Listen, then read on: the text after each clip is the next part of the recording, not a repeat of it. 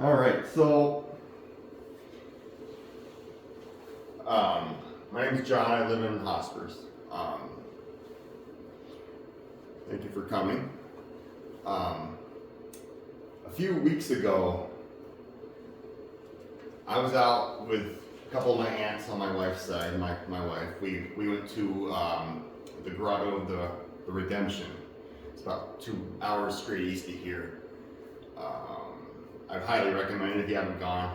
But on our way back, we stopped at a small town downtown to a little bar and grill and to eat. And this was a Saturday late afternoon, and we were standing outside afterwards and just kind of admiring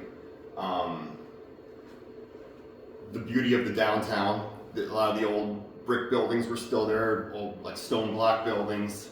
A few of them had the old stamp on the top that would tell you what year it was built. We were just kind of admiring the place. And this was a Saturday afternoon, late afternoon, and exactly 2 cars drove by and 0 people walked by. And I kind of marveled at that, and I mentioned that if our parents, if our grandparents, if our great-grandparents had been there at that time, that would have seemed completely alien to them. Downtown in a small town was the lifeblood, and we as small town people, we kind of say everyone knows everyone. You know, we all know everyone's business, and to an extent that's true. But back then, back in from the 1880s, when a lot of these towns were built, to at least the early 1960s, people truly did know everyone else. You had to. You knew everyone's business.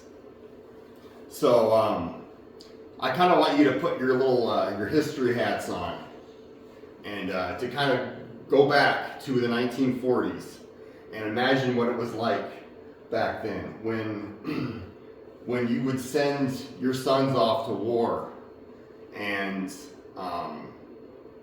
one of them wouldn't come home. You felt that, even if it wasn't your son. You felt that too. The whole community felt that. Alton has not experienced that in recent memory, not since 1971. We have in Hospers. When I was researching a previous video that I made for the city of Hospers, I spoke with a lot of people about William Thorne, who wasn't even born there, but the grief it was still very palpable when I would talk to people about losing a member of their community. Now, just imagine being in the 1940s and you lose not 1, not 5, not 8, but 11 young men to war in about 3.5 years. Imagine that kind of the repetition, knowing one after the other, after the other. Another telegram comes in, another phone call, another mail, another letter from the State Department. We're sorry to inform you.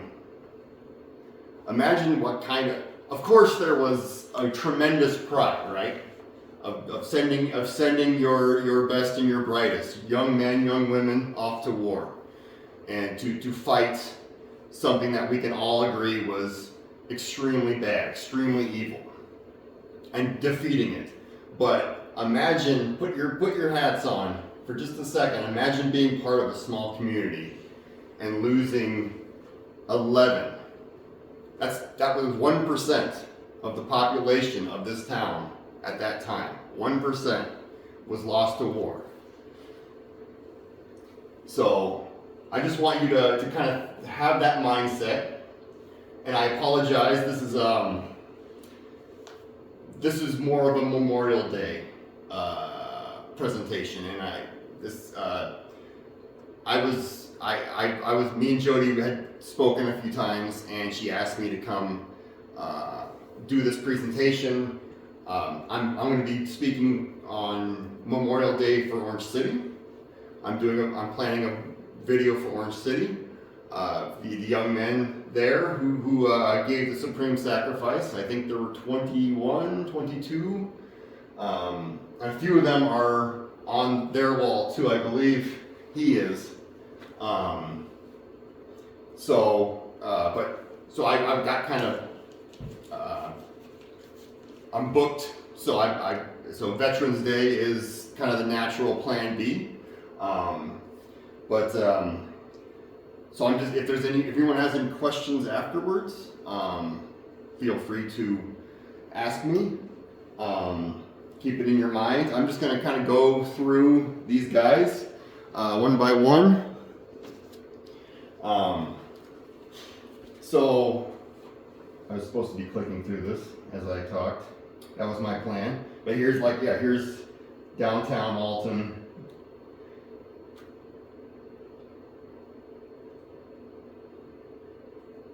So now you have the memorial over that way, and so here's anybody know anything about Alton military history? Anyone? Any takers? No. All I know is that, like, for World War II, when you had to report to go, your transportation was railroad, and Alton was a major railroad, and everybody said their last goodbyes to their loved ones who were going to war at the Alton Depot. Yep.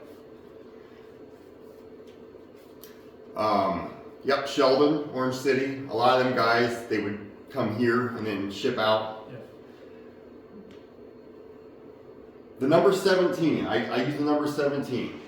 On the memorial, there's 16 names. While I was researching, I was at the Catholic Cemetery here in town, and this guy, Odila Hansen, he's on the memorial, but he's not on the wall where the service members who died during the service.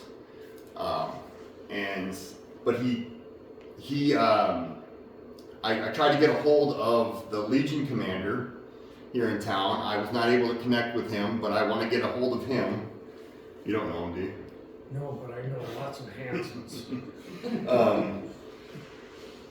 But I was not able to connect with him, but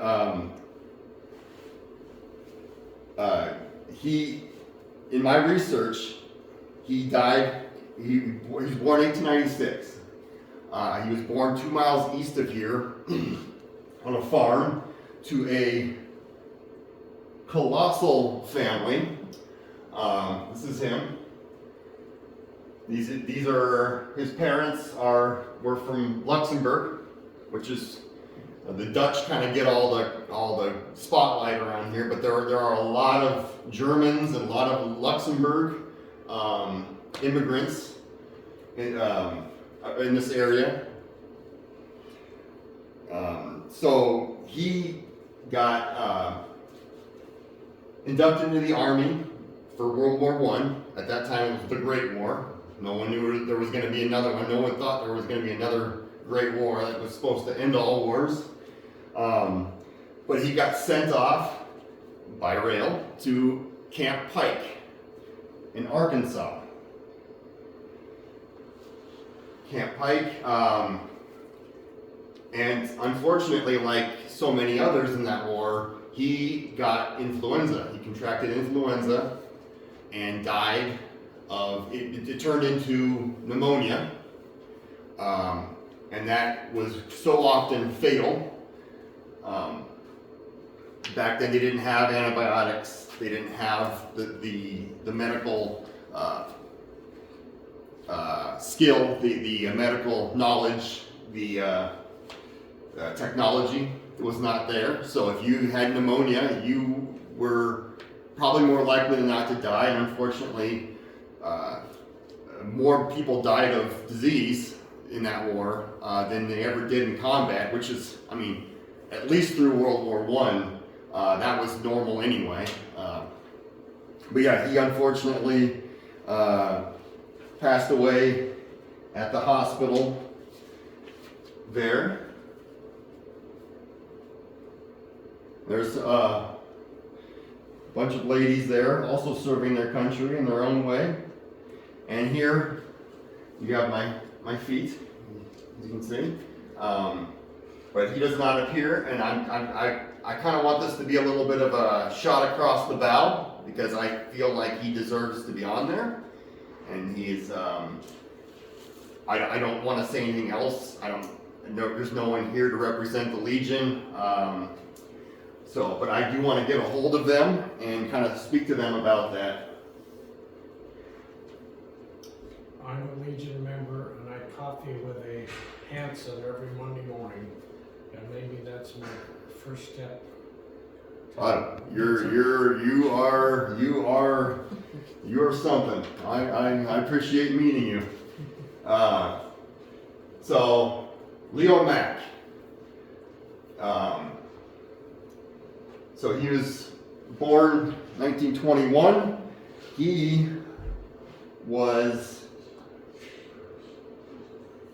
was a very gifted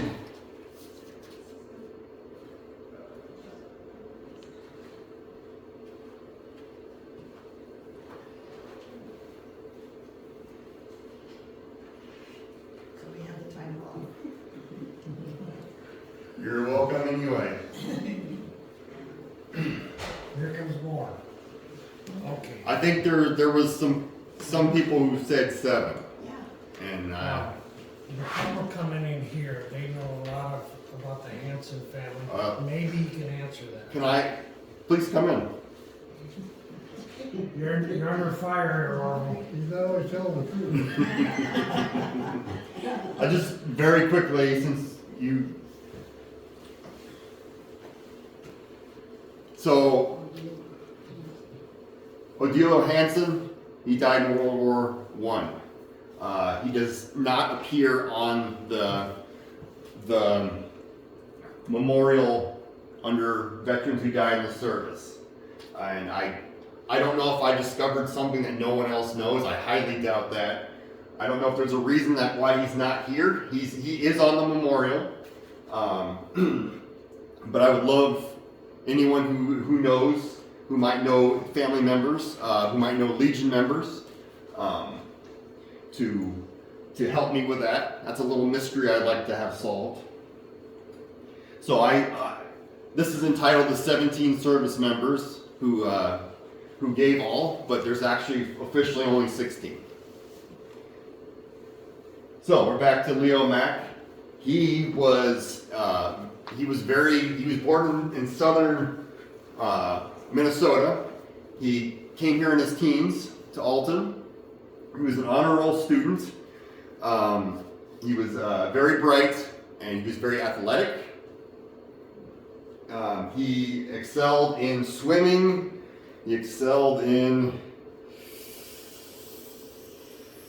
baseball. He was very good at baseball, and he was part of the high school boxing program.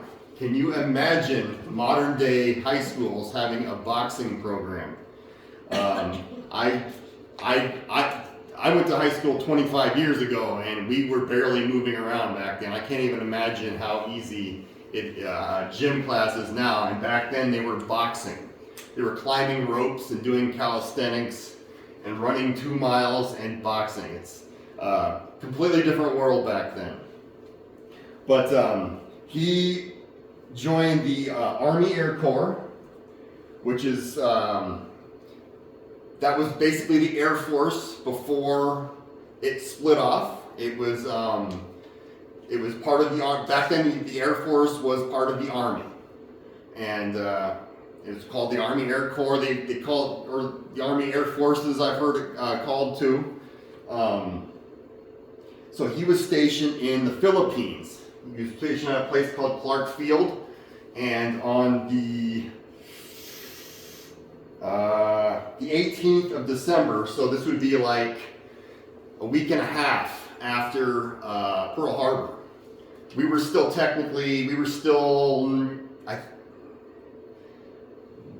had just declared war on Japan. We had been attacked at Pearl Harbor on the 7th of December. So this is So this is just a little afterwards.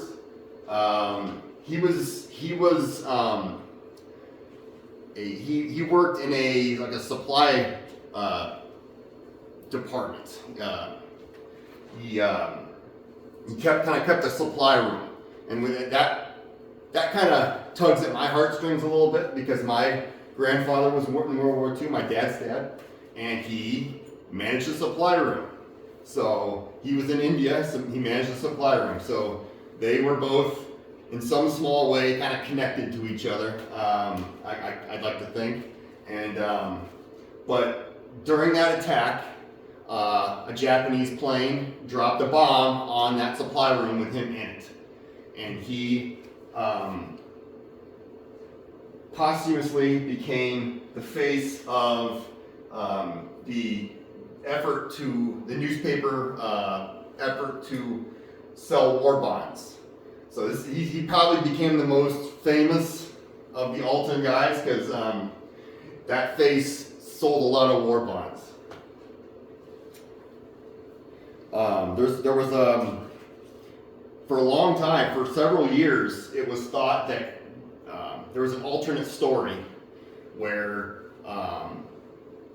an American plane had taken off to engage the Japanese during this attack, and it was coming in damaged, and it kind of skipped off the runway and hit a bunch of guys working on a plane, and it killed all of them. I think that might have been true, but it was originally thought that he was one of those guys, and it took several years. I think with war being the way it is, especially back then, without instantaneous communication back and forth, I think there was a lot of confusion about a lot of things. But I think there was some confusion about how he died, and later on, his family kind of worked through that and found out that he had in fact been killed in his supply room by a bomb.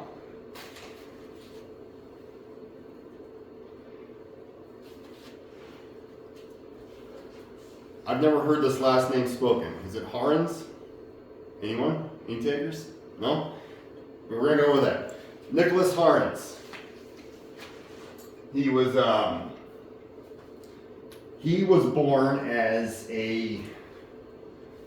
born with the odds stacked against him. He was born, I want to say, near Newkirk. He was born as a sickly child. He had the odds stacked against him.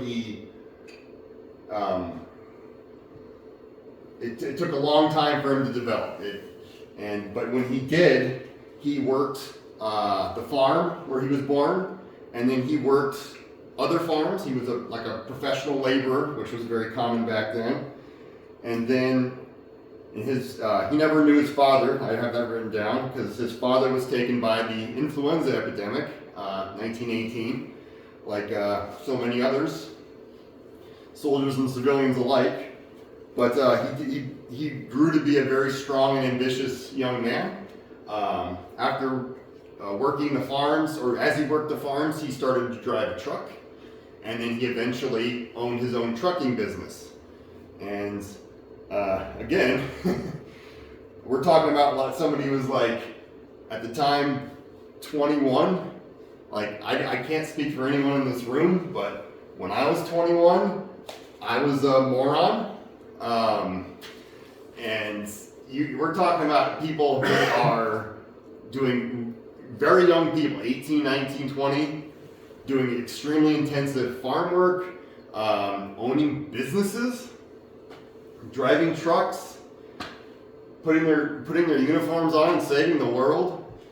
Boxing in high school, it's like a whole foreign world back then compared to what I'm accustomed to, and I just need to take a second to say that because I'm kind of in awe of these people, this generation. But Nick, so he answered the call in October of 1941. He trained in several camps. He became a staff sergeant, and in June of 1943, he was transferred to North Africa. He was stationed in North Africa. Oh man, it says it right there. And there's a disease. He got a disease. Doesn't say what. I wish I knew. These types of things really bother me. I don't know. I'm assuming it was influenza, but I don't know. And he died in Oran, a place called Oran. There was a military base there, and he was buried there. And like with so many of the other service members, after the war was over, several years after the war was over, they sent letters out to all the family members and said, hey, do you want your son sent back home to you? And his family said yes, and he's buried here in town. Many others are still buried there. But that is Nicholas. So, Rodney Van Nimwegen, he was born 1921. These pictures that you're seeing for Leo and Rodney, I think they're in the same class. They're down in the basement. I took these from the basement. There's pictures on the wall of their classes.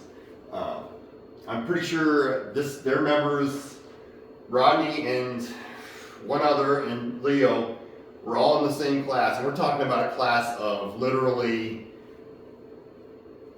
18 people, and 3 of them were killed in World War II. He attended Northwestern College, and then he went to Iowa State University. I think he only went there for about a year or so before he joined the Air Corps as an aviation cadet in April of '42. And then after several months of flight training, he earned his wings and was assigned to the 7th Ferry Command at Gore Field in Great Falls, Montana. Now that place, if anyone tries to tell you that the Russians single-handedly won the war, you just go, because we were sending them stuff. We were sending them material, we were sending them planes, we were sending them all kinds of supplies via Gore Field in Great Falls, Montana. And we would fly planes from there to Alaska, Fairbanks, Alaska, and then Russian pilots would pick those planes up filled with supplies, and they would fly them to Russia to supply the Eastern Front. And he was one of those pilots who was flying, he would ferry stuff back and forth to Alaska. And in July of 1943, it doesn't specify exactly when, but soon after takeoff, or even maybe during takeoff, his plane crashed. He was flying a 2-engine bomber, and it killed both him and his co-pilot. And I'd love to know more, but that's about all we know. But that's his story. These are all in chronological order. I didn't mention that, if you haven't figured that out already. So, Vincent Schnee, he's the one guy I don't have a picture of. I would love to change that. Born in 1920. We don't really know a whole lot about him. Anybody know any Schnees?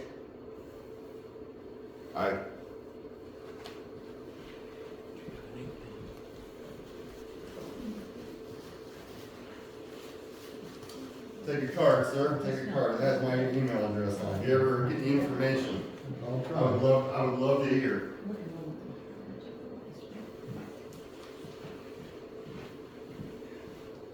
But he was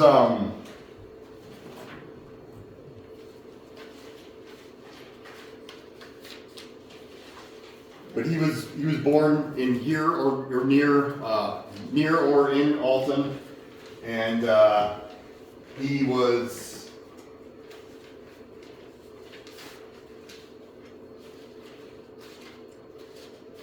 well. That's embarrassing. My notes are out of order. Here we go.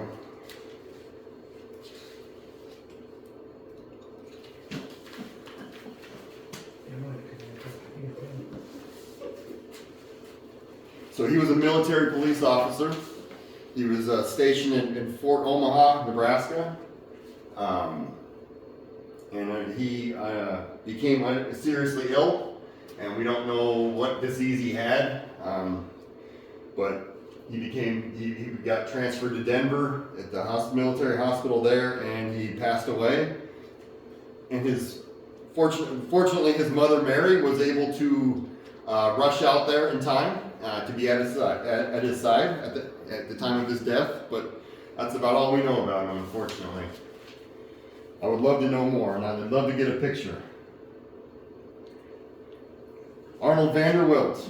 I believe he's the other member of that class.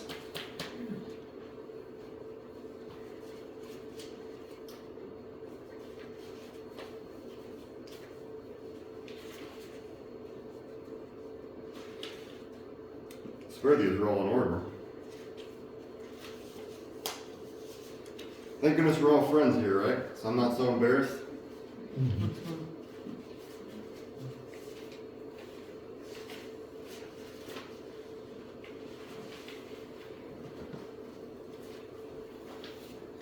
Anyway, he graduated from the high school here.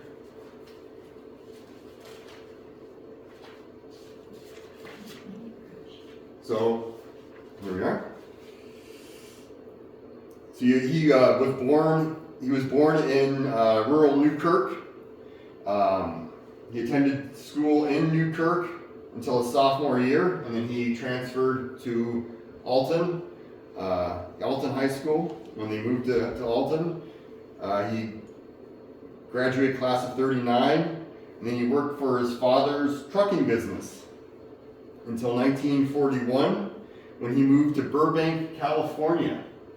And at Burbank, California, he worked for Lockheed Martin. Or it was not Lockheed Martin at the time, it was Lockheed Aircraft, they hadn't merged yet. But then he joined the Air Corps, lots of Air Corps guys from Alton. Probably the most common branch. In March of 1944, he earned his wings as an aerial gunner. And by September, he was assigned to David Marlin Field in Tucson, Arizona. And while he was there, on November 30th, 1944, he was a turret gunner aboard a B-24 bomber and took off at 7 a.m. and immediately collided midair with another B-24. And it killed all 19 crew members of both planes. He left behind a wife whose name was Lois, and a 10-month-old son, his name was Darlow. So yeah, plane crashes took a lot of Alton lives, unfortunately. And a lot of them weren't even in combat. It was just training, accidents. It's very sad. All right, we're back in order here. Ray Friedman was born in 1918. He was known in this community for being very jovial. He always had a big smile on his face, and that's how he was known.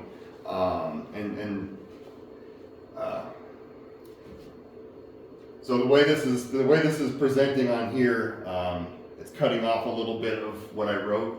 There should be two ends. Anyway, but he was known for being just a happy guy, and he actually had very humble beginnings on the farm. Learned hard work like so many of these other guys on the farm, and then he went to high school at St. Mary's, and then he actually got into the farm implement business with his brother. So he would have been someone that everyone knew. You would have to go through Ray if you wanted to buy farm equipment. I don't know this. I tried really hard to find out, but I'm wondering if the business on the edge of town might have been ran by him at one time. But anyway, he ended up buying out the business from his brother and owning it all for himself. But then Uncle Sam came calling in August of 1943.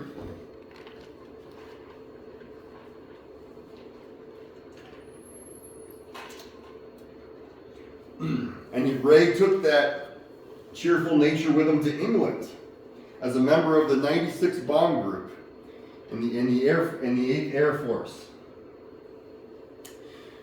But when he was there, he was the nose gunner on one of the legendary B-17s.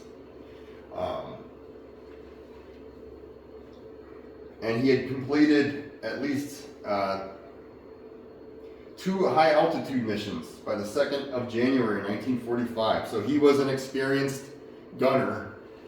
He had flown 2 missions at least. And then on the morning of the 2nd of January, his B-17 bomber mysteriously exploded over a farmer's field soon after takeoff, and it killed all 9 members of its crew.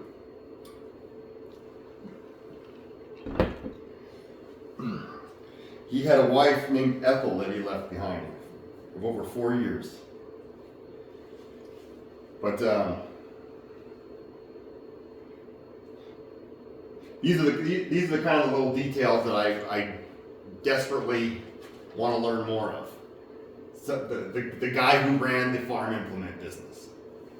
You know, Have you ever talked to Pete Augustin? I have not. He's pretty sharp yet. He's in the nursing home. I think he would know some of these people. I was just gonna say, this is 1 human ago. This is within the lifespan of 1 human. World War II is 1 person ago, and it frustrates me that so much information can get lost. The Friedmans had the old Oliver dealership, if I remember. Oliver? Oliver. And then I think up where Foreman Station is, on the south end of town, I think that became their 2nd building. The other building just got torn down when they put a parking lot in for the fire station a year or 2 ago. Can you tell me that again later, and I can write it down? That would be amazing. You can't believe everything I tell you. I'll take my chances and trust you. But I mean, like, there's children that were born to these people who might still be alive today. I know I've tried to contact a few people, but it's difficult. Richard Trinan. So he was born near Remsen, and he was considered to be very bright and motivated, and he graduated from Remsen St. Mary's with high honors, and then he enlisted in the Army Air Corps in December of '42. So after 16 months of training, he received his wings. It must have been very difficult to get your wings in the Air Force. I'm assuming even to this day it is, but that's a very special skill, and I very much admire anyone who was capable of doing that. but he was on a, he went to Redmond, Oregon. There was an air base there, and unfortunately he was, during a training exercise, I believe, he was killed in an accident. He was killed in a plane crash. A lot of plane crashes. The one thing I couldn't find out about him, he grew up in Remsen, but he must have ended up here at some point. That information I don't know. Born into a large family on an Alton area farm, Milo Zink was no stranger to hard work, tough living, and a high moral standard. Yes, that's the best picture I could find of him in uniform. A lot of his stuff you find is in newsprint, and newsprint doesn't scan very well. It doesn't show up, especially blown up like this. He was born to a large Catholic family, attended St. Mary's School, and he was generally very well loved by the community. And in January of 1945, 1 year after graduating from basic training, he arrived on the island of Luzon in the Philippines. And at the time, the Japanese were very heavily dug in there, and there was a big effort to uproot them.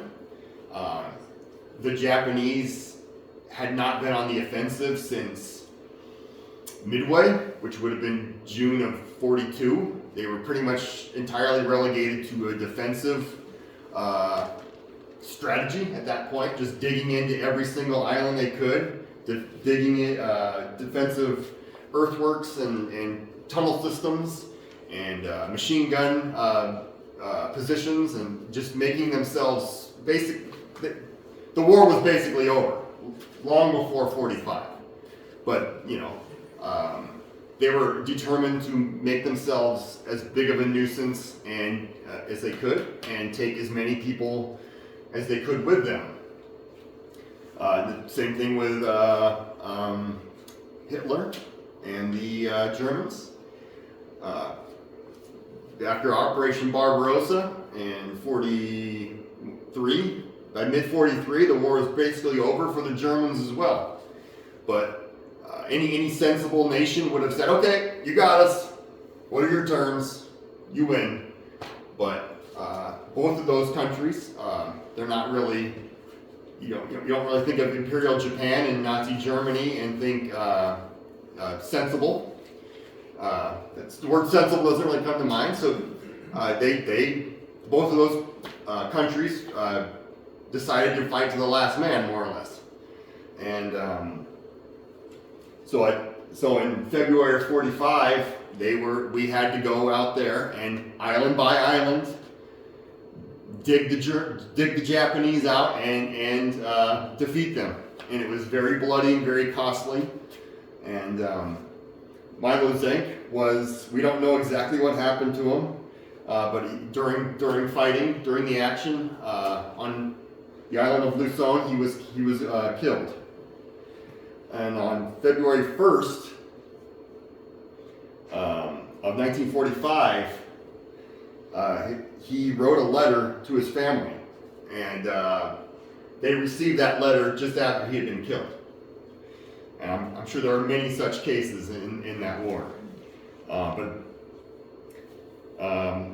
Yeah, that's one of the many. I forgot to move on. That's him. That's all of his siblings. Is that done? That was brother. We know one of these people? Yeah. Yeah, Wow, that's awesome. Which one do we know? Change. well, there's Alfred, there's Donald, there's, I think the girl this is Jim Fulk. They were twins, Alfred and who was the other one, the twin? Alfred was a twin, wasn't he? Yeah, and there's a side, Ain't this great? Well, and wasn't there a priest yeah. that was a sibling in that family? I can't remember. Yeah, Las Vegas. but you know, I'm looking at him, and I can see the old, way up in the left corner, he looks real familiar.